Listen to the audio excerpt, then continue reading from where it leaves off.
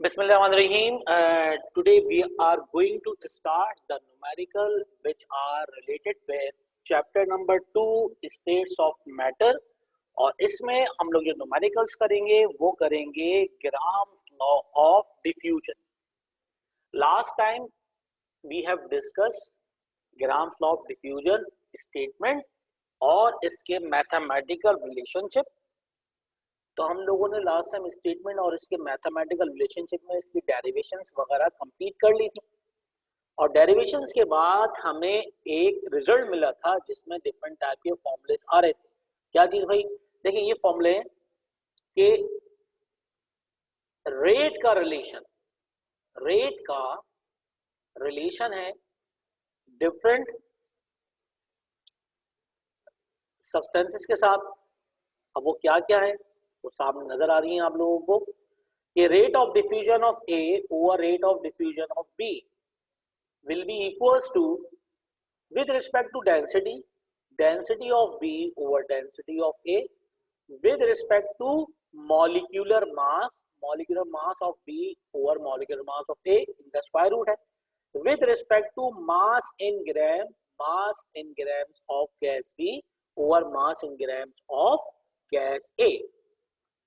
Last हमारे पास rate of diffusion in terms of time of B over time of A. Last में बताया था मैंने कि भाई रेट का डेंसिटी मॉलिक्यूलर मास और मास इन ग्राम से इनवर्स रिलेशन है. Rate of diffusion is inversely relate with density mass in A mu मतलब मॉलिक्यूलर मास और मास इन ग्राम्स. जबकि रेट का टाइम से रिलेशन कैसा है? डायरेक्ट. जितना टाइम ज्यादा लगेगा रेट का टाइम से रिलेशन क्या है यहाँ पर भी इनवर्स. ठीक है, रेट का इन तमाम से रिलेशन कैसा हो गया? इनवर्स. तो रेट का इन तमाम से रिलेशन इनवर्स है जबकि टाइम का मास से, टाइम का मॉलिक्यूलर मास से, टाइम का डेंसिटी से और सबसे रिलेशन इनका क्या है? डायरेक्ट. मास ज्यादा है टाइम ज्यादा लगेगा, मॉलिक्यूलर मास ज्यादा है तो टाइम ज्यादा लगेगा, डेंसिटी ज्यादा है गैस की तो टाइम ज्यादा लगेगा. तो ये रिलेशन हम लोगों ने लास्ट टाइम कंप्लीट कर लिए थे.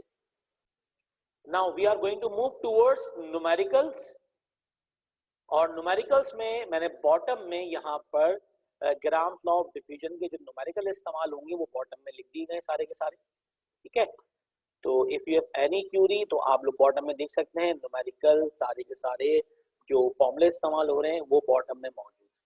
ठीक है, अब न्यूमेरिकल्स क्या है? न्यूमेरिकल ये हमारे पास प्रॉब्लम है 10 ml of sulphur dioxide diffuse through a porous plug. Porous कहते हैं भुरभुरे सॉलिड, प्लग है इन 18 सेकेंड. सल्फर डाइऑक्साइड को 10 ml कंटेनर में से निकलने के लिए 18 सेकेंड रिक्वायर्ड है. In what time will 10 ml of helium diffuse through the same porous plug at the same temperature. अब बोल रहे हैं कि अगर हीलियम भी उसी 10 ml पोरस प्लग में से गुजरे तो उसको कितना टाइम रिक्वायर्ड है जबकि दोनों के लिए टेम्परेचर की कंडीशंस क्या है? सेम. ठीक है, तो यहाँ पर हमारे पास इसको करने के दो तरीके हैं. एक बात याद रखिएगा, देखिए रेट जो होता है rate is directly proportional to volume over time. Volume over time. अब दोनों में क्योंकि वॉल्यूम सेम है तो कोई मसला नहीं होगा. Rate is directly proportional to volume over time.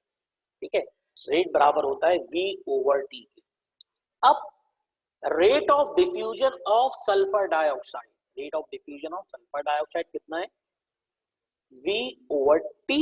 V कितना है? 10 ml और टाइम कितना है? 18. ठीक है, हमें गिवन है 10 ml है वॉल्यूम और टाइम कितना लग रहा है इसके लिए? टाइम लग रहा है 10 सेकेंड्स, 18 सेकेंड सॉरी. तो 10 ओवर 18 ये क्लियर. एक तो second and the rate of diffusion of helium V over T. Volume तो मालूम है हमें 10 ml है लेकिन टाइम मालूम नहीं है. ये टाइम तो मालूम करना है हमें हीलियम के लिए. तो यहाँ पर हमारे पास सॉल्यूशन में हमने देखा कि रेट बराबर होता है वॉल्यूम ओवर टाइम के. वॉल्यूम गिवन है सल्फर डाइऑक्साइड के लिए 10 और टाइम गिवन है 18 सेकेंड। वॉल्यूम गिवन है हीलियम के लिए 10 ml, लेकिन टाइम गिवन नहीं है, हमें टाइम रिक्वायर्ड है। ठीक है, तो यहां पर according two grams law of diffusion, grams law of diffusion के मुताबिक हम जानते हैं rate of diffusion of sulphur dioxide over rate of diffusion of helium, rate of diffusion of sulphur dioxide over rate of diffusion of helium बराबर किसके होगा? ये बराबर होगा volume of sulphur dioxide divide by time, sulphur dioxide के लिए, divide by volume of helium divided by time of helium. अब देखें V कितना गिवन है, V दोनों के लिए गिवन है 10, यहां पर भी 10 है V और V यहां पर भी 10 है। ठीक है, टाइम गिवन है 18, टाइम गिवन है 18। अब देखिए ये टर्म जो है ना 10 ओवर 18 ये लिखी हुई है यहाँ पर, 10 ओवर 18 यहाँ पर लिखी हुई है, इसके लिए सल्फर डाइऑक्साइड के लिए। अब ये T जो है ये डिवाइड हो रहा है, ऊपर आके क्या होगा मल्टीप्लाई, T ओवर 10 हो जाएगा, देखें T ओवर 10 लिखा हुआ। ठीक है, और हम जानते हैं कि रेट का मॉलिक्यूलर मास से रिलेशन क्या है, रेट का मॉलिक्यूलर मास से इनवर्स रिलेशन है, ये दो रिलेशन यहाँ पर लग रहे हैं, रेट का मॉलिक्यूलर मास से रिलेशन। सल्फर डाइऑक्साइड ऊपर लिखा हुआ है तो molecular mass of sulphur dioxide नीचे आ जाएगा, हीलियम नीचे लिखा हुआ है तो मॉलिक्यूलर मास ऑफ हीलियम ऊपर आ जाएगा स्क्वायर रूट। ठीक है, अब देखिए हमारे पास ये जो वैल्यू पुट डाउन की है, इन स्टेप को और आसान बनाने के लिए हम क्या करते हैं, हम लोग स्क्वायर ब्रैकेट ले लेते हैं ताकि हम लिख सकें इसके अंदर। देखें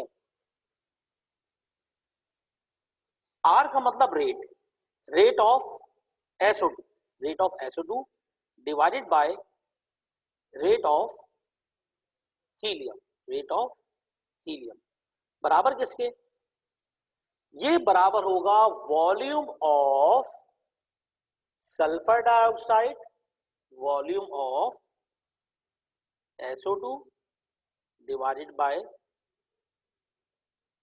time of SO2।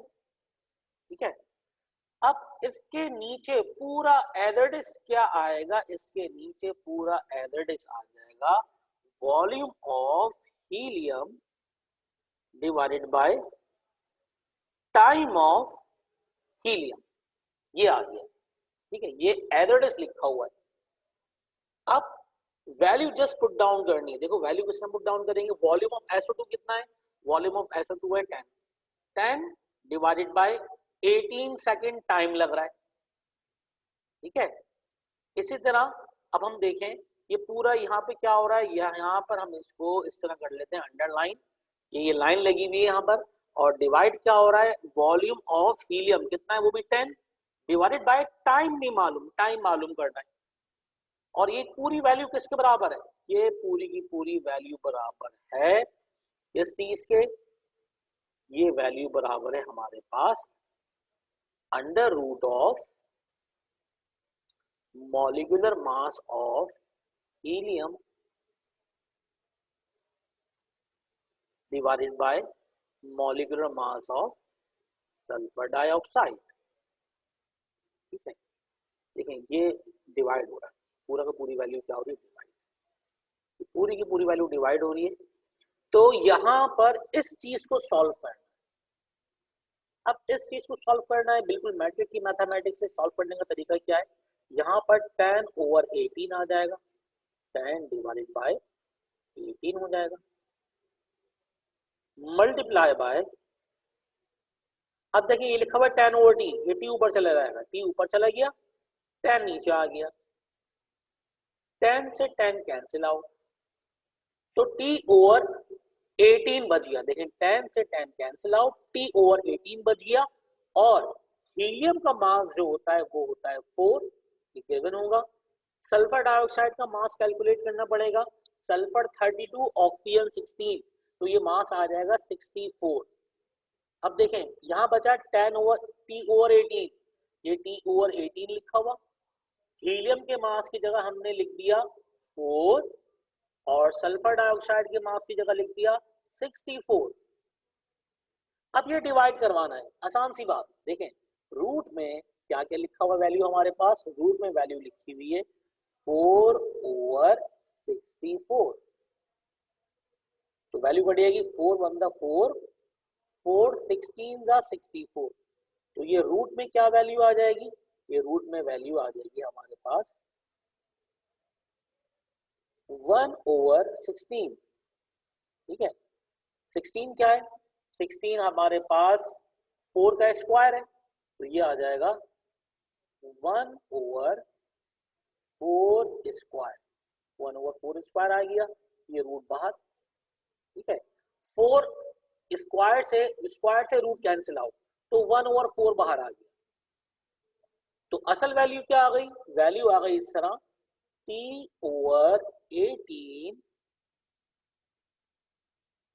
Multiply y equal to 1/4। 18 जाके मल्टीप्लाई हो गया, 18 डिवाइडेड बाय 4 कितना आ गया 4.5 सेकेंड।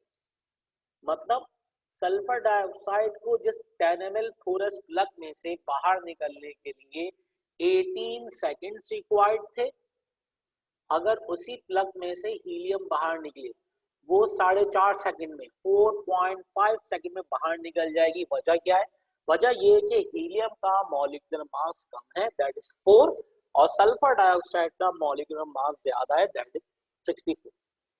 उम्मीद है कि ये न्यूमेरिकल, इसकी तमाम कैलकुलेशन और रिजल्ट आप लोगों के समझ में आ गया होगा। If you have any sort of query regarding this question, you can message me or comment.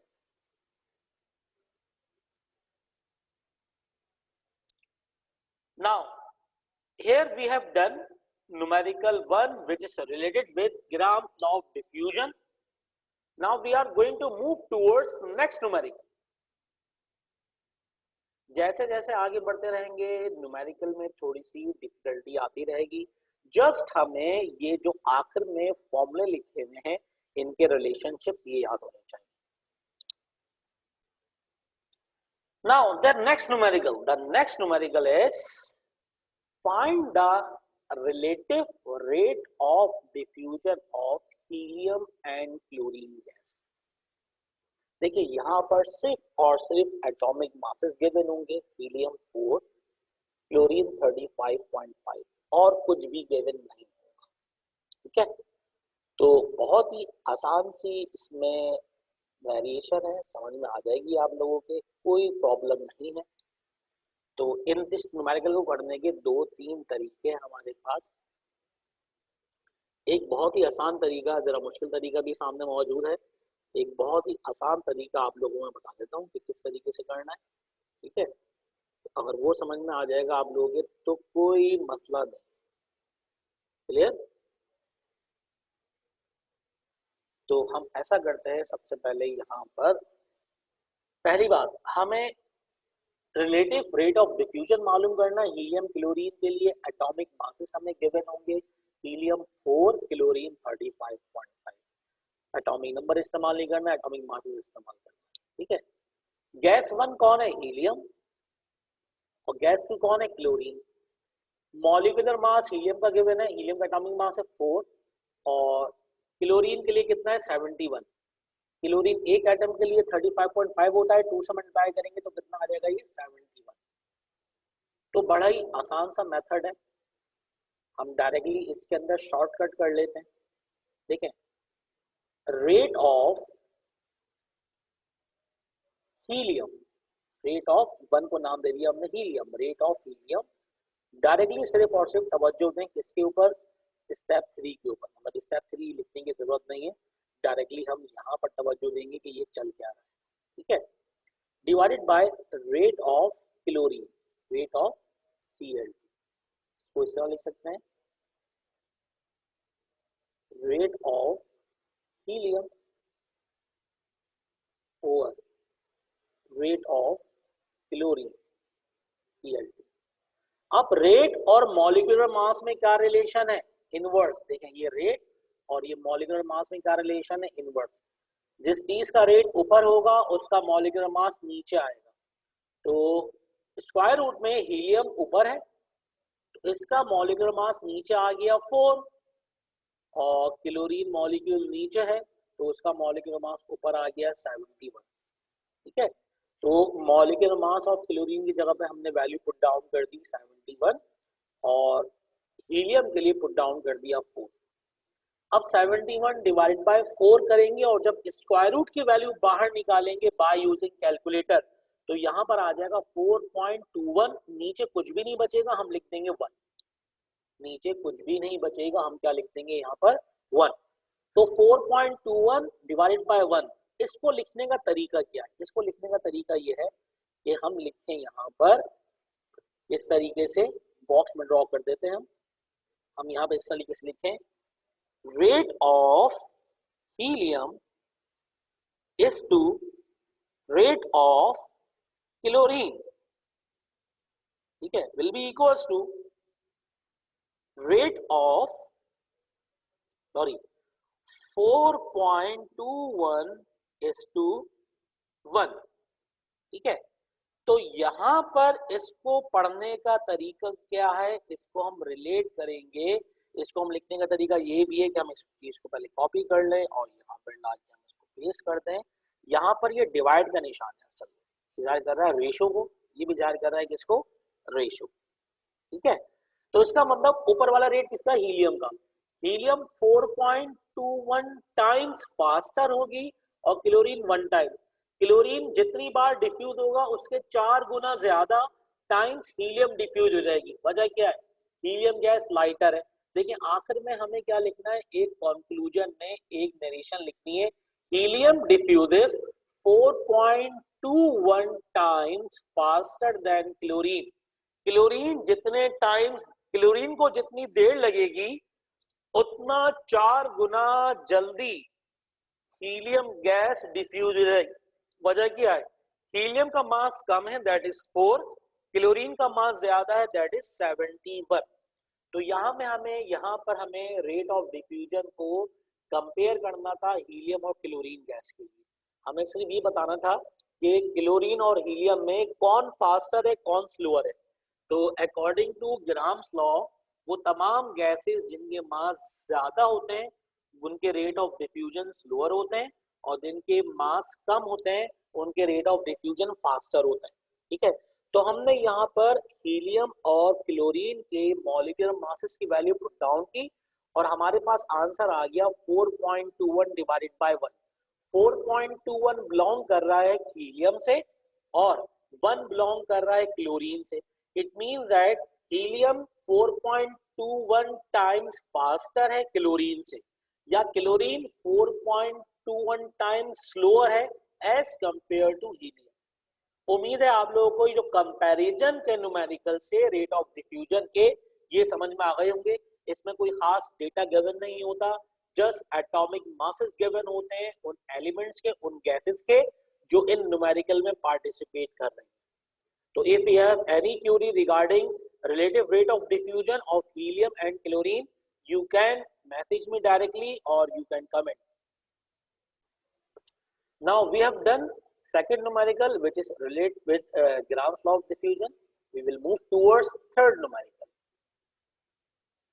Third numerical में सबसे पहले हमें डेंसिटी, अच्छा भाई रेट ऑफ डिफ्यूजन, रेट का मतलब क्या होता है, एक तरीके से वेलोसिटी। ठीक है, तो वेलोसिटी ऑफ अमोनिया लिखा हुआ और रेट ऑफ अमोनिया लिखा हो एक ही बात है, वेलोसिटी ऑफ HCl लिखा हो रेट ऑफ HCl लिखा हो एक ही बात है।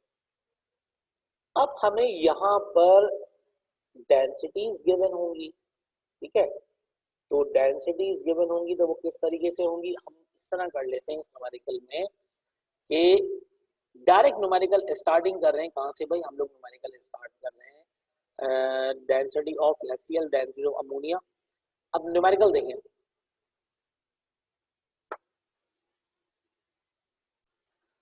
अब हमारे पास ये जो न्यूमेरिकल है इसमें डिफरेंट रिलेशन थे। इसमें ना एक फॉर्मूला लिखा हुआ है हमारे पास, वेलोसिटी ऑफ अमोनिया या rate of ammonia, velocity of HCl, rate of HCl। दो डिस्टेंस है, distance covered by ammonia, ammonia cover करिए 59.5 मीटर का डिस्टेंस, ये सेंटीमीटर, और डिस्टेंस कवर्ड बाय HCl 40.5। अब ये बोल रहे हैं कि भाई अगर अमोनिया एक हमारे पास ट्यूब है, उसमें प्लग लगा हुआ है, उस प्लग को हटा दें तो अमोनिया डिस्टेंस ट्रेवल करती है 59.5। और इस तरह की डायग्राम नोट्स वगैरह में भी बनी हुई है, ठीक है, कि अमोनिया और HCl आपस में कंबाइन होंगे तो क्या बनेंगे, व्हाइट कलर के फ्यूम्स किस चीज के बनते हैं, अमोनियम क्लोराइड के। ठीक, अमोनिया डिस्टेंस ट्रेवल कर रही है 59.5 सेंटीमीटर, जबकि HCl डिस्टेंस ट्रेवल कर रही है 40.5 सेंटीमीटर। बताइए कि दोनों का रेट ऑफ डिफ्यूजन का रेशो कितना होगा। बहुत ही आसान सी बात है, 59.5 हमने अमोनिया के लिए ऊपर रख दिया और डिस्टेंस कवर्ड बाय HCl 40.5 नीचे रख दिया, दोनों को डिवाइड किया 1.46। इसका आंसर किस तरह लिखेंगे, the ratio indicate that rate of diffusion of ammonia is 1.46 times faster than that of HCl। इसका मतलब ये रेशियो इंडिकेट कर रहा है कि अमोनिया का रेट ऑफ डिफ्यूजन ज्यादा है, तकरीबन 1.5 टाइम्स। अगर इसको हम राउंड ऑफ कर लें तो कितना बनता है, 1.5 टाइम्स ज्यादा है एज कंपेयर टू HCl। वजह क्या है, वजह सिंपल ये है कि HCl का मास ज्यादा है, जिसमें आखिर में लिखा हुआ है 36.5 HCl का मास है। HCl का मास ज्यादा है, उसका रेट ऑफ डिफ्यूजन कम होगा। अमोनिया का मास कम है 17, उसका रेट ऑफ डिफ्यूजन क्या होगा, ज्यादा। तो इस टाइप के न्यूमेरिकल करने के तीन मेथड्स हैं, या तो डिस्टेंस गिवन हो तो ये समझो ये टाइप 1 हो गई, ये क्या हो गई, टाइप 1। डिस्टेंस गिवन है दो गैसेस का, हमने इनका रेशो निकाल दिया। डिस्टेंस के बजाय अगर डेंसिटीज गिवन होती तो क्या करते, देखिए डेंसिटी ऑफ HCl गिवन है 1.66 ग्राम पर dm³। अब ये टाइप 2 है, टाइप 2 देखो न्यूमेरिकल सेम है, चाहे वो हम करें डिस्टेंस से, चाहे हम करें वो डेंसिटी से, चाहे हम करें वो मॉलिक्यूलर मास से, तीनों का आंसर क्या आएगा, सेम, क्योंकि गैसेस सेम है। ठीक है, तीनों में 1.46 टाइम फास्टर आएगी अमोनिया गैस। तो ये असल में एक न्यूमेरिकल नहीं है, ये तीन न्यूमेरिकल है, ये तीन का रिलेशन इस्तेमाल किए गए। एक का रिलेशन लगाया गया है डिस्टेंस से, दूसरे का रिलेशन अप्लाई किया गया है डेंसिटी से, तीसरे का रिलेशन लगाया गया है मॉलिक्यूलर मास से। ठीक है, ये बता ये रहे हैं कि अगर आप गिवन डेटा में भले से हमें डिस्टेंस कवर्ड गिवन हो, डेंसिटीज गिवन हो या मॉलिक्यूलर मासेस गिवन हो, रिजल्ट विल बी सेम। तो टाइप 1 में 1.46 टाइम फास्टर आई अमोनिया। अब टाइप 2 देख लेते हैं, अगर हमें डेंसिटी ऑफ HCl गिवन हो 1.66 ग्राम पर dm³ और डेंसिटी ऑफ अमोनिया गिवन हो 0.76 ग्राम पर dm³, तो बताइए कि दोनों का रेट ऑफ डिफ्यूजन रिलेटिव कितना होगा। हमने सिंपल एक फॉर्मूला लिख दिया, कौन सा भाई, रेट का डेंसिटी से, rate of diffusion of ammonia over rate of diffusion of HCl बराबर किसके, अब अमोनिया ऊपर है तो अमोनिया की डेंसिटी नीचे, HCl नीचे तो HCl की डेंसिटी ऊपर आएगी, क्योंकि दोनों में इनवर्स रिलेशन है। दोनों में कैसा रिलेशन है, इनवर्स, दोनों में इनवर्स रिलेशन है। It means that density of HCl 1.66 ऊपर लिख दी, डेंसिटी ऑफ अमोनिया 0.76 नीचे लिख दिया। जब दोनों को डिवाइड करवाया और इसका स्क्वायर रूट लिया, the answer will be same 1.47। ठीक है, इसका मतलब एग्जैक्टली 1.5 आ गया आफ्टर राउंडिंग ऑफ डेटा। ठीक है, डेटा को राउंड करने के बाद 1.5 आ गया, पहले में भी 1.4 आ रहा था, 1.46 मतलब 1.5, दूसरे में भी 1.47 यानी 1.5, तो दोनों के आंसर क्या है, सिमिलर। तो इसका मतलब भले से हम रेट ऑफ डिफ्यूजन का रिलेशन निकालें डिस्टेंस कवर्ड से या रेट ऑफ डिफ्यूजन का रिलेशन निकालें डेंसिटी से, आंसर से। Now we are going to move towards third type. Same as it is, जिस तरह हमने टाइप 1 टाइप 2 कंप्लीट किए, इसी तरह टाइप 3 है। इसका मतलब न्यूमेरिकल सेम है, जस्ट फॉर्मूले में वेरिएशन है। अब हमें बोला गया है कि मॉलिक्यूलर वेट ऑफ HCl 36.5 है एंड मॉलिक्यूलर वेट या मॉलिक्यूलर मास ऑफ अमोनिया 17 है। अब बताइए रेट ऑफ डिफ्यूजन की वैल्यूज क्या होंगी। तो जस्ट हमने रिलेशन अप्लाई करना है रेट का और मॉलिक्यूलर मास। देखिए आपसे कहा था ये न्यूमेरिकल के फॉर्मूले इंपॉर्टेंट है, दो फॉर्मूले इस्तेमाल हो रहे हैं, फॉर्मूले इंपॉर्टेंट है, हमें just formula side put down करना है, answer will be same. Rate of diffusion of ammonia over rate of diffusion of HCl will be equals to square root of molecular mass of HCl divided by molecular mass of ammonia। HCl का molecular mass कितना given है 36.5 और ammonia का molecular mass कितना है 17। दोनों को divide करें, जब स्क्वायर रूट इसका आंसर निकालेंगे by using calculator, the answer become 1.46।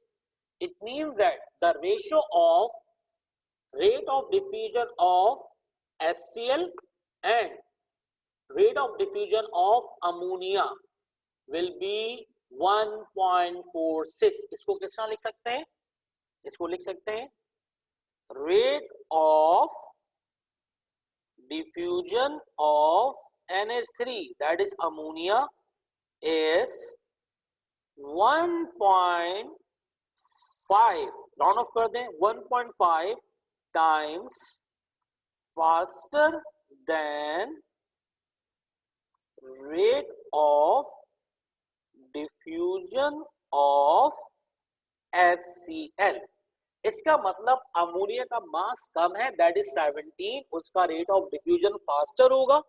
और इसको दूसरी वर्डिंग में भी लिख सकते हैं, अगर हम लिखना चाहें विद रिस्पेक्ट टू HCl, अगर हम चाह रहे हैं कि HCl को पहले लिखें तो इसको रिवर्स कर देते हैं, किस तरह rate of diffusion of HCl is 1.5 times slower than rate of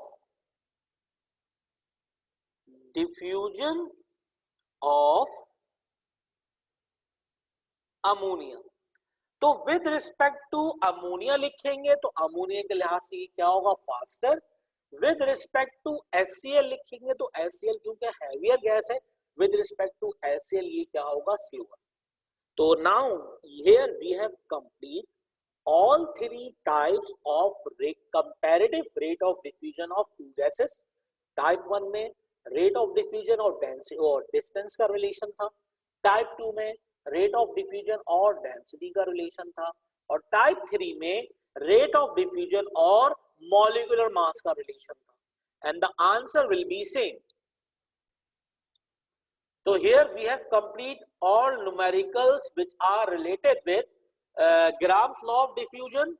इसमें हम लोगों ने सबसे पहले डिफ्यूजन के रिलेशन देखे, देन फर्स्ट न्यूमेरिकल किया जिसमें सल्फर डाइऑक्साइड और हीलियम के दरमियान हमने रेशो निकालने के बाद टाइम निकाला, टाइम ऑफ डिफ्यूजन, और सेकंड न्यूमेरिकल में हमने कंपेयर किया हीलियम और क्लोरीन के रेट ऑफ डिफ्यूजन को, और थर्ड न्यूमेरिकल में हमने अमोनिया और HCl का रेट ऑफ डिफ्यूजन को कंपेयर किया by using distance, by using density and by using molecular mass।